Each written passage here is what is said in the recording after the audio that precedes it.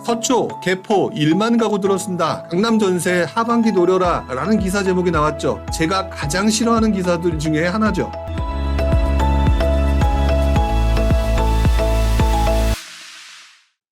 지금 당장보다는 중기적 관점이 필요하다라고 제가 여러분들한테 화두를 던지고 좀 시작을 해보려고 합니다. 지금 여러분들이 반복되는 공통적인 습성들이 있었죠.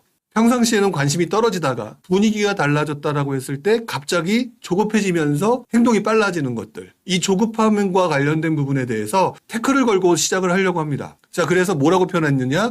지금 당장보다는 중기적인 관점이 필요하다. 물론 중기적으로 또는 장기적으로 관점을 가지기 위해서는 시장을 좀 오랫동안 보거나 또는 공부를 좀 열심히 했거나 이런 부분이 좀 있어야 되겠죠. 자, 그런데 일단은 먼저 화두를 던져놓고 어떤 부분을 가지고 신경을 써야 되는지 또 그것들을 이해하기 시작하게 되면 얼마나 전략적으로 접근을 할 수가 있는지 이런 부분들에 대한 것들을 한번 생각해 볼 필요가 있을 것 같아요. 자, 오늘 기사를 보면은요. 집값이 하락한 곳 서울은 하나도 없어요. 전국도 역시 3주 연속 상승한다.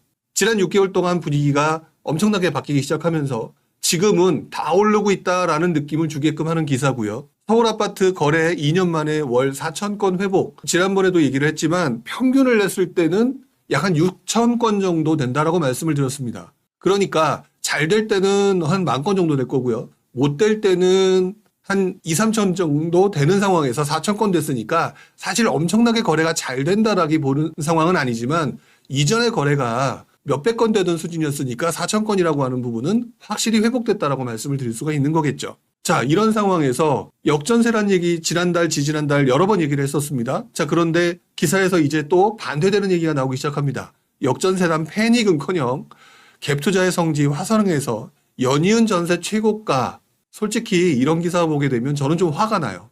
이 기사를 쓰신 분이 과연 알고 쓰신 걸까라는 생각이 들기도 하고 일단 여러분들은 이 기사를 보게 되면 마음이 불안해지죠. 자, 그 다음에 분양가 15억 고가 논란이 일더니 청약통장이 역대급으로 몰렸다라는 내용들이 나오기 시작하면서 결국 되게 조급한 마음들을 계속 여러분들 신경 쓰게 만듭니다. 자, 집값이 더 뛸까 걱정을 하고 30대 또는 외지인들이 서울 아파트 매입을 서두른다. 맨 위에서 집값 하락한 곳이 한 군도 없을 정도로 서울의 아파트 가격은 탄탄해졌고 이 상황에서 안 되겠다 싶으니까 매입을 한다. 자, 이런 상황까지 만들어졌죠. 호재가 등장하고 있는 평택 같은 경우는요. 반도체 공장 호재라고 하니까 평택 청약 고공행진을 하고 있다라고 하는 식으로 지금 분위기가 달라졌다라고 얘기를 하다 보니까 사람들이 몰려들고 있다라는 거죠. 근데 제가 보는 관점으로는요. 조금 길게 보게 되면은요. 조금 다른 부분이 있습니다. 여러분들이 바로 이 부분까지 알고 움직이시는 게 조금 좋지 않을까라고 생각이 든다라는 건데 아까 처음에 얘기할 때 그렇게 말씀을 드렸죠. 처음에 여러분들은요. 기본적으로 원래 비슷한 패턴을 보여요. 분위기가 안 좋다라고 했을 때는 관심 없다가 분위기가 살아난다라고 했을 때는 뒤늦게 관심을 보이면서 조급해지면서 행동이 빨라진다라는 것. 자, 그러다 보니까 투자의 가장 기본적인 원칙인 싸게 사서 비싸게 판다라고 하는 부분들에 있어서 가장 기본적인 첫 번째 원칙을 무시하고 집값이 오르기 시작하니까 그때부터 움직인다. 이런 부분이 발생하게 되겠죠. 이게 상승장이 계속된다라고 보장되어 있다면 여러분들은 무조건 100% 돈을 법니다만 그렇지 않을 때는 문제가 생긴다라는 얘기는 굉장히 많이 얘기를 했었던 것 같아요. 자, 그래서 이제부터는 조금 전략적으로 오르고 있으니까 마음이 조급해져서 가려고 하는 부분도 있지만 또 한편으로는 반대적인 급부가 있다라고 한다면 하락이라고 하는 공포도 또 발생할 수가 있겠죠.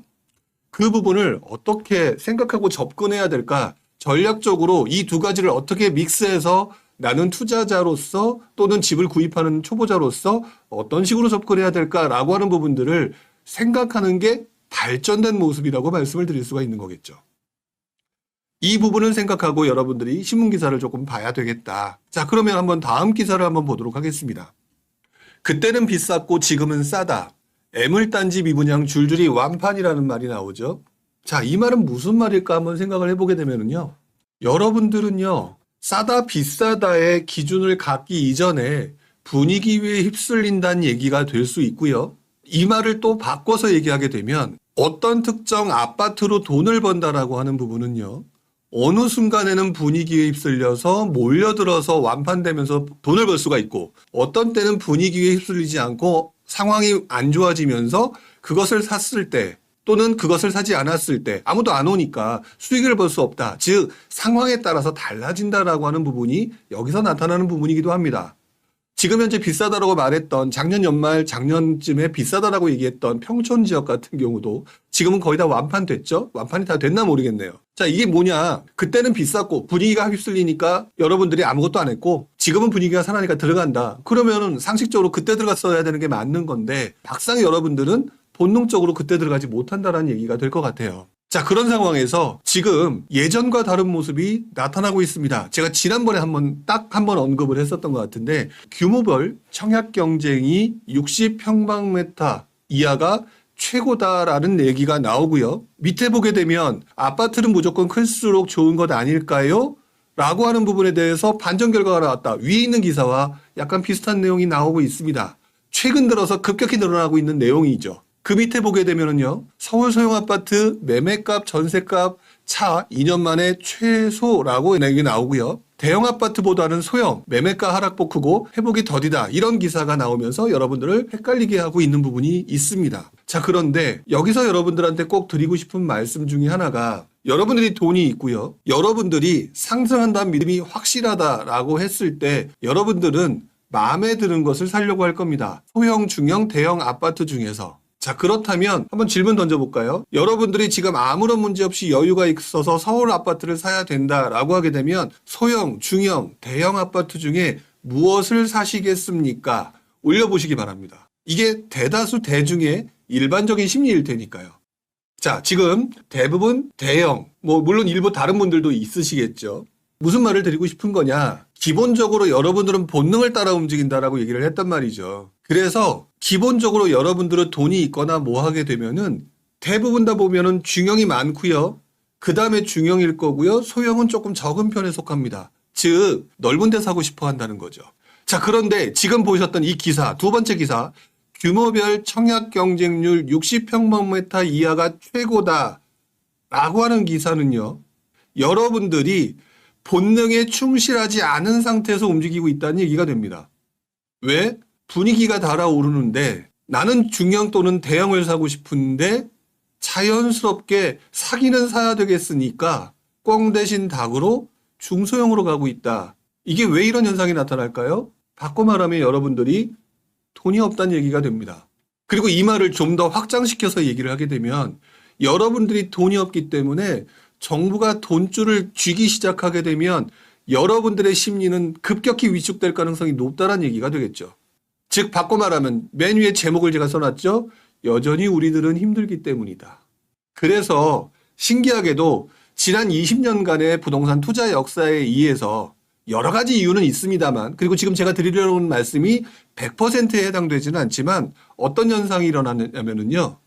상승장 후반부가 되고 이미 여러분들이 본능적으로 가장 많이 선호하는 것들이 오르고 난 다음에 어쩔 수 없이 투자하는 시기가 상승장 후반이거나 또는 쇠퇴기인 경우 아직 쇠퇴기다 아니다 확정난 상황은 아니지만 이런 상황이 됐을 때는 투자는 해야 되겠고 돈은 부족하다 보니까 어떤 현상이 일어나느냐?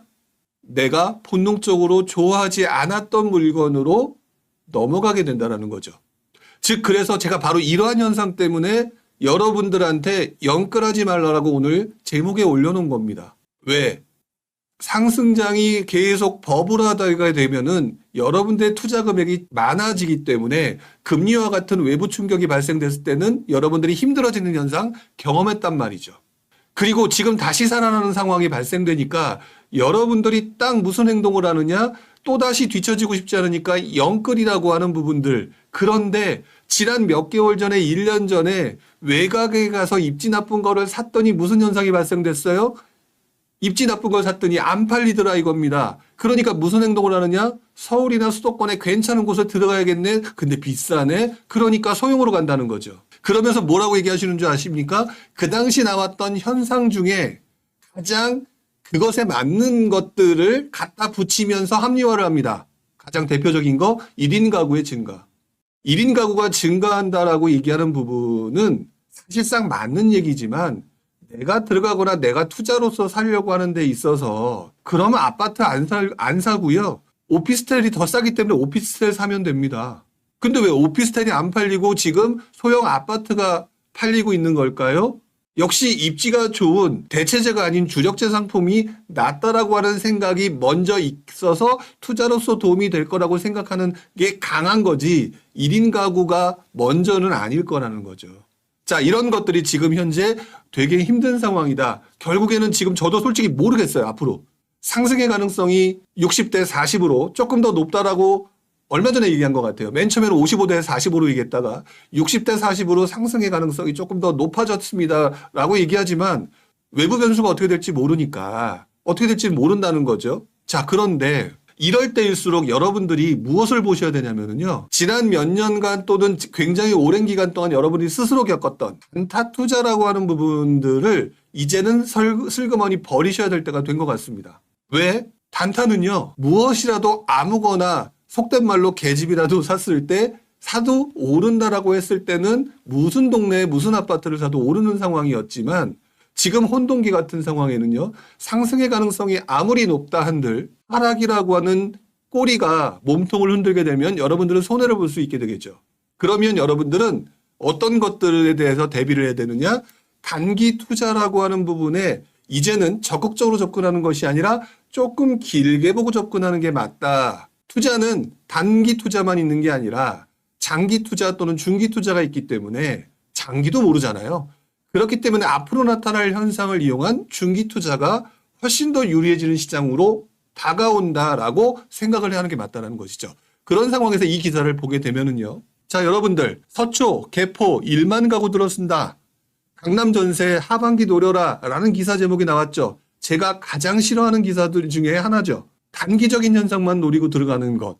왜? 서초, 개포, 원베일리부터 시작해서 뭐 이렇게 해서 1만 가구가 들어선다. 그러면 전세 가격이 떨어지겠죠? 떨어지게 되면 그 1만 가구가 되는 상황이 어느 순간에는 해결이 될 겁니다. 그러면 그게 2년 걸릴까요? 4년 걸릴까요? 기본적으로 몇 개월 안에 끝나게 되겠죠? 그러면 전세 가격이 어떻게 될 거냐라고 했을 때 워낙 선호하는 도래니까 전세 가격은 올라갈 수밖에 없어서 내가 나중에 나와야 되는 상황이 됐을 때는 내가 힘들게 들어갔던 이 동네에서 쫓겨나는 상황이 만들어지게 됩니다. 그렇기 때문에 이런 기사에 혹해서 전세를 들어가시는 분들한테는 저는 도시락을 싸가지고 다니면서 말리고 싶죠. 자, 이런 상황에서 밑에 있는 기사를 보도록 하겠습니다. 상반기 전국 건축 인허가 착공 줄줄이 감소. 그 밑에 주택 인허가 물량, 반토막, 집값 상승 불시대나 또 한 번 자극적 기사를 만들어내죠. 이 기사가 맞느냐 틀리느냐를 궁금하시다면 먼저 답부터 말씀드리면 이 기사는 틀린 기사입니다. 왜? 집값 상승 불시가 되라. 집값 상승은 그 전 단계에서 무언가가 나와야 되거든요.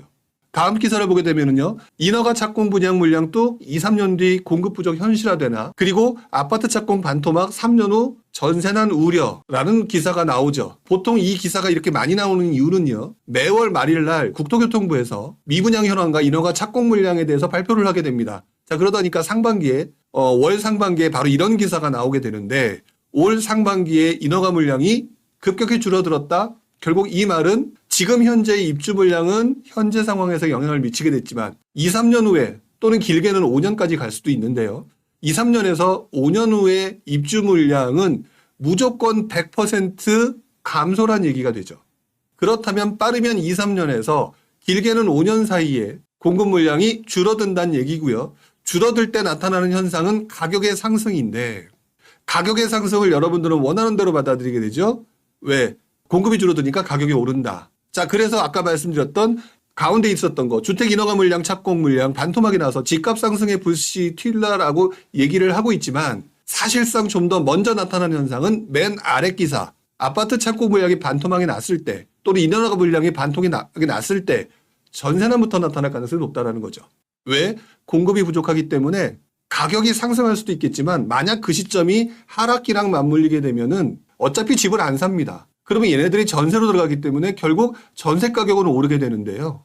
집값 상승이 일어나지가 않는 경우가 발생되죠. 그래서 전제는 전세 가격 상승입니다. 즉 여기서 여러분들이 확실하게 알 수 있는 것은 무엇을 알 수 있느냐? 앞으로 중기적인 관점으로 보게 되면 전세 가격 상승이라고 하는 부분들을 머릿속에 넣고 여러분들이 전략적인 투자로 접근해야 된다. 지금 투자를 해라, 말아를 말씀드리는 게 아니라 지금 투자를 하든 뭐하든 연끌하는 것만 조심하고 2023년 현재, 그 다음에 2024년 내년 투자를 할 때 있어서 전세 가격 상승과 관련된 부분에 포인트를 잡고 투자를 어떻게 해야 될 것이냐 또는 집을 어떻게 살아야 될 것이냐라는 고민들을 해야 된다는 얘기가 됩니다. 그동안 제가 한 2달 정도에서 역전세난에 대해서 안 그렇다라고 계속 얘기를 해왔죠. 자, 이런 상황에서 이번 주 나왔던 기사를 보게 되면은 지금 전세 가격 오른다는 것들을 드디어 보고 계실 겁니다. 물론 전국적으로 퍼져나가는 현상들은 분명히 아니긴 하는데 이렇게 전세 가격이 오른다라고 얘기하는 부분이 올 하반기에는 아직도 여전히 물량이 많은 지역들이 같이 흡수가 되면서 우리가 알고 있는 전세난으로 연결될 수 있는 가능성은 없을 거예요. 하지만 투자는 단타로 먹겠다라고 하는 생각이 아닌 조금 길게 보겠다라고 한다면 내가 투자라는 기간 안에 이 내용들이 다 포함되어 있단 말이죠. 그렇다면 여러분들은 어떤 행동을 해야 되느냐? 이제부터는 전세 가격 상승과 맞물려서 내가 투자를 어떤 식으로 접근을 해야 될 것인가 라고 해서 다시 한번 생각을 해봐야 된다. 결국 이제부터는 지금 현재의 착공 물량과 인허가 물량이 앞으로 2, 3년 후 길게는 5년까지 나타났을 때 바꿔놓고 하게 되면 그 시점 되면 착공 물량은 결국 입주 물량이 되겠죠. 그 입주 물량이 뒤로 미뤄지면서 계속해서 공급 물량이 줄어들어가는 상황에서는 나타나는 현상 중에 100%가 전세 가격 상승이고 집값 상승이 아니라고 그랬어요. 전세 가격 상승이기 때문에 이 부분들을 이용한 투자 방법을 지금부터 고려하기 시작해야 되는데 이 부분에 대해서 얘기를 하기보다는 투자해서 돈을 벌 수 있는 소액으로 투자할 수 있는 부분이 청약시장이니까 분양권 시장이니까 이렇게 얘기들을 하시는데 이것들은 단기적인 관점이고 시장이 혹시라도 꺾였을 때 발생되는 분양권 피해 사라질 수 있는 리스크에 대해서는 어느 누구도 지금 제대로 설명을 안 하고 있거나 또는 살짝 뒤로 담궈두고 있는 듯한 느낌이 든다.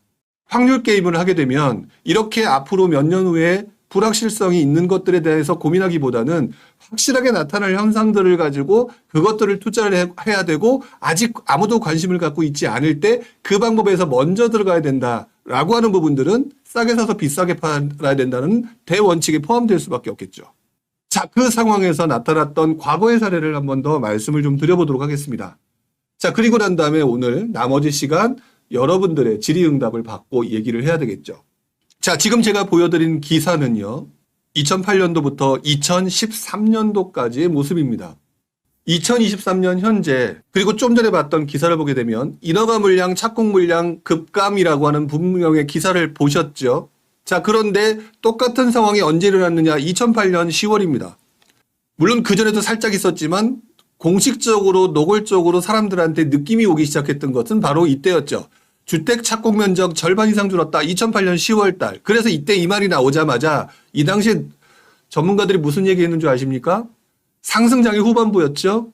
그러기 때문에 집 사야 됩니다. 그러기 때문이니까 계속 사야 됩니다. 이렇게 얘기를 했지만 그 이후에 예상치 않게 침체장으로 접어들었죠. 그 변수는 아무도 모른다는 거죠. 그 이후에 나타났던 확실한 100% 현상이 뭐냐? 자, 2008년 11월 다음 달 기사입니다. 2, 3년 후 수급 불안, 주택시장 걱정되네. 자, 공급 부족에 관련된 얘기가 나오기 시작하죠. 자, 2, 3년 후의 얘기니까 여러분들 별로 관심 없습니다. 그런데 길게 보는 투자는 확률이 높아지기 때문에 확실한 결과를 만들어낼 수가 있죠.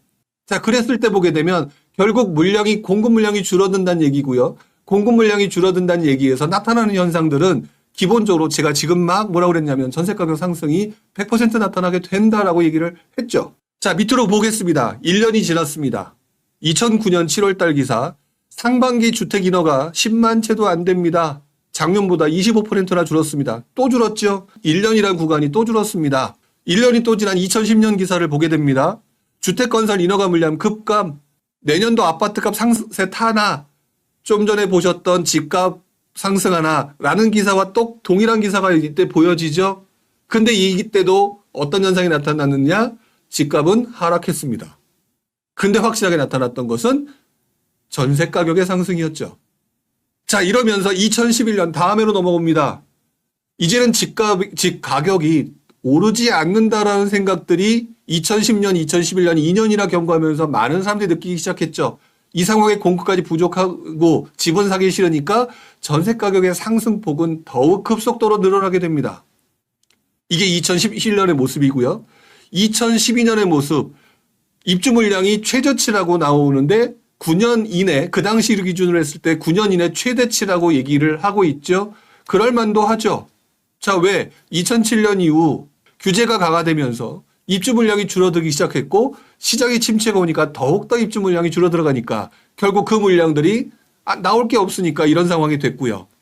결국 그것들이 2013년도에 아파트 분양 실종까지 나오게 되고 이때도 맨날 2, 3년 후를 걱정한다라고 하는 기사가 매년 나오게 되죠.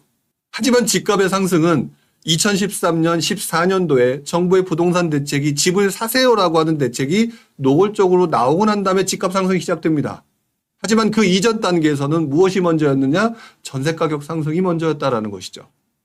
자, 그렇기 때문에 저는 여러분들한테 무슨 말씀을 드리고 싶으냐라고 한다면 앞으로 상승일지 하락일지는 누구도 모른다. 그런 상황에서 100% 확률로 접근해야 된다라고 한다는 것은 지금 단기적으로 유행하는 투자 상품에 집중적으로 관심을 둘 게 아니라요. 이제부터는 서울, 경기, 인천부터 포함해서 전국에 해당되는 본질적인 문제, 여러분들이 예전에 굉장히 많이 신경 썼던 문제, 입주 물량에 대해서 다시 본론부터 돌아가서 본질로 돌아가서 신경을 써야 될 시기로 지금 다가오고 있다. 그동안 여러분들 어디에 집중했습니까? 예전에는 입주 물량에 정말 집중했었죠. 근데 그 이후에는 입주 물량은 후순위로 가게 되고 가격 차이에 제가 갯벌리기 갯매우기라는 표현을 했던 거 아시는 것처럼 거기에 집중했었죠. 그러면서 서울의 아파트가 얼마니까, 근데 해운대가 얼마니까 오를 거야 몰려갔죠. 실제로 올랐고, 부산에 있는 아파트가 얼만데 그 옆에 있는 창원은 얼마고요? 창원에 있는 아파트가 얼만데 그 옆에 있는 또 다른 아파트는 얼마요? 그러니까는 가격 차이로 집중하셨는데 문제는 결국 그것이 상승장에 꺾였을 때는 아무 의미가 없었죠. 그랬을 땐 다시 한번 여러분들이 본질로 돌아가는 방법은 입주 물량입니다. 앞으로 몇 년간 이제 여러분들이 신경 써야 될 것은 입주 물량의 부족의 누적과 인허가 물량 앤드 착공 물량의 감소라고 하는 부분이 결국 본질적으로 전세 가격 상승이라고 하는 부분을 만들어낼 가능성이 높기에, 그리고 그 가능성이 사실상 확실히 줄어든다면 100% 전세 가격 상승으로 나타날 가능성이 높기에, 바로 이 부분에 대해서 그렇다면 2023년, 2024년 현재 앞으로 지금 현재 계속해서 누적된 공급 물량이 부족한 곳이거나 지금은 굉장히 많은데 그래서 사람들은 별로 관심이 없는데 몇 년만 조금 지켜보고 났을 때, 어차피 전세는 오래 줘야 되니까 그런 부분을 줬을 때는 2, 3년 후 또는 3, 4년 후에 급격히 바뀔 수밖에 없는 곳이라고 하는 이런 것들을 집중하기 시작해야 되겠죠. 여기에 정부의 정책이 혹여라도 시장이 안 좋아서 다주택자 규제가 풀어져 있다라고 한다면 금상첨화로 다주택자가 되면 되는 것이고, 그렇지 않다라고 한다면 그냥 여러분들 현재 수준에 맞춰서 투자를 하면 되는 것 같습니다. 자, 그런데 과연 이 부분에 대해서 얼마나 생각을 해 보셨을까? 저는 이 부분이 사실 솔직히 말하면 조금 일찍 말씀드린 거는 맞아요. 지금 당장 이거 하고 난 다음에 2년 후, 3년 후를 기대하려면 길게 느껴지겠죠.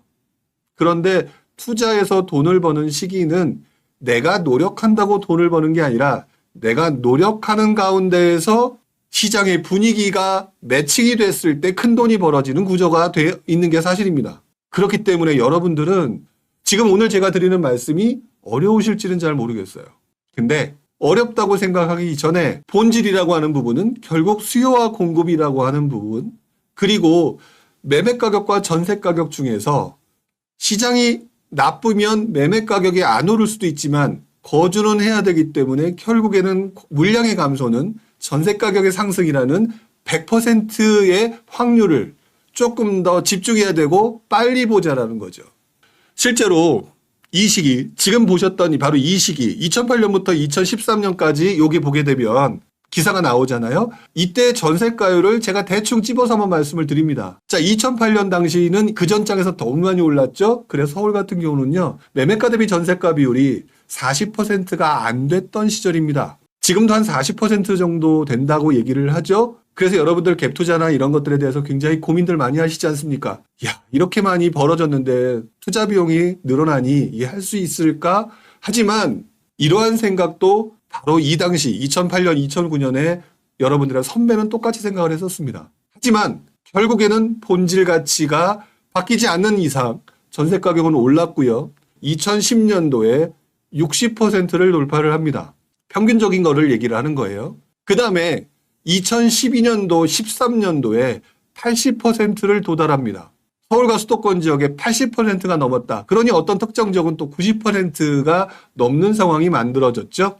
그렇기 때문에 이 부분을 생각하게 되면 시간이 문제일 뿐 물량의 감소라고 하는 부분이 더욱 노골적으로 발생되는구나라고 하는 부분을 지켜본다면 여러분들은 꼭 지금 당장 영끌에서 급하게 들어가기보다는 차근차근 또 다른 새로운 기회를 가져갈 수 있다라고 하는 좋은 상황이 만들어지게 될 거다. 실제로 저의 경우에도 이 시기에 집값이 떨어진다고 해서 당장 투자할 데가 없었습니다. 옆에 있는 사람들은 너무너무 조급했어요. 그러다 보니까 그 당시에는 경매가 유행하다 보니까 경매 낙찰가가 엄청 놀라서 주변 시세보다 금매보다 더 비싸게 낙찰됩니다. 근데 몰라요. 그 상황에서 오피스텔이 매매가 대비 전세가 대비 90%가 넘어버립니다. 그 빌라도 넘어버립니다. 그러니까 다 글로 갔어요. 하지만 상황을 지켜보면서 가장 사람들이 선호하는 주력재 그리고 그 당시 사람들이 돈이 없었으니까 투자할 수 있는 상품이 뭐였죠? 아까 말씀드렸던 소형 아파트. 이렇게부터 시작하게 되면서 이분들이 돈을 벌기 시작했고 그분들이 바로 여러분들이 알고 있는 지금 전문가라고 말씀하시는 분들이 다 바로 그 당시부터 투자를 하셨던 분들인 거죠. 아마 여러분들 가지고 있는 책이 집에 있다면 그런 거 관련된 책이 있다면 아마 그때 보시면 시기가 제가 말한 거랑 비슷하네 라고 느끼실 겁니다. 바로 이런 식으로 여러분들이 지금부터는 조금 준비를 해야 된다. 그런 상황에서 아무 생각 없이 영끌을 하고 추격 매수한다. 돈을 벌 수 있거나 망하거나 50%의 확률 둘 중에 하나가 되겠죠. 그러면 여러분들 내일이 아니라 남의 일처럼 한번 물어보겠습니다. 50%의 확률로 상승과 하락이 있는 투자 방법과 조금 길지만 100%의 확률이 가져 있는 투자 방법 중에 어느 것을 선택하시겠습니까? 라고 얘기하게 되면 여러분들 답을 뭐로 하실까요? 내일이 아닐 땐 다 100%의 투자 확률을 가지고 얘기를 하실 겁니다. 근데 내가 조급하고 내가 시장 분위기에 휩쓸리게 되면 50%의 확률을 선택하는 게 바로 여러분이다.